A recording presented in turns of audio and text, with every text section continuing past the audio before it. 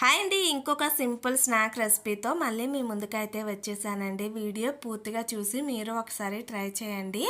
ఎలా వచ్చాయో కామెంట్ చేయడం అయితే అసలు మర్చిపోవద్దండి. అలాగే కొంచెం మన యూట్యూబ్ ఛానల్ కూడా సపోర్ట్ చేయండి. ప్లీజ్ సబ్స్క్రైబ్ చేసుకోండి.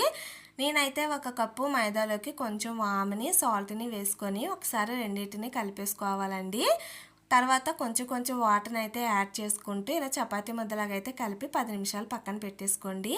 ఈలోపు కర్రీని అయితే ప్రిపేర్ చేసేసుకుందాం రండి. సో కర్రీ కోసం ఆయిల్ వేడెక్కిన తర్వాత పోపులు పచ్చిమిర్చిని వేసుకొని ఒకసారి ఇలా వేగినంత వరకు వేగించేసుకోండి. తర్వాత సన్నంగా కట్ చేసుకున్న ఆనియన్స్ని వేసుకొని జస్ట్ పచ్చివాసన పోయేంత వరకు వేగించుకోండి, సరిపోతుంది. అలా వేగిన తర్వాత తురుముకున్న క్యారెట్ని కూడా వేసి వేగించుకోండి. ఇదైతే పూర్తిగా ఆప్షనల్ అండి, నచ్చితే వేసుకోండి, లేకపోతే స్కిప్ చేసేయండి.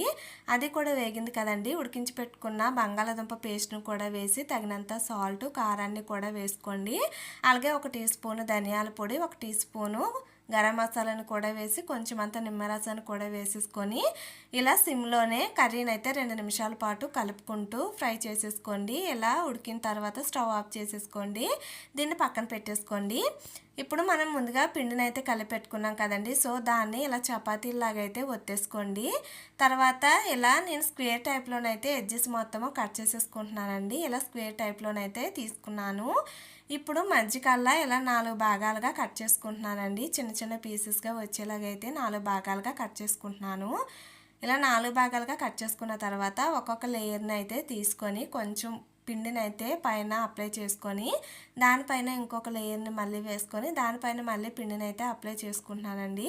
నేను ఇలా 4 లేయర్లు అయితే వేసుకున్నానండి. సో 4 లేయర్లు సరిపోతాయండి. సో ఇలా వేసుకొని మళ్ళీ ఒక్కసారి ఇలా చపాతీ కర్రతోటి ఇలా పామేసుకోండి.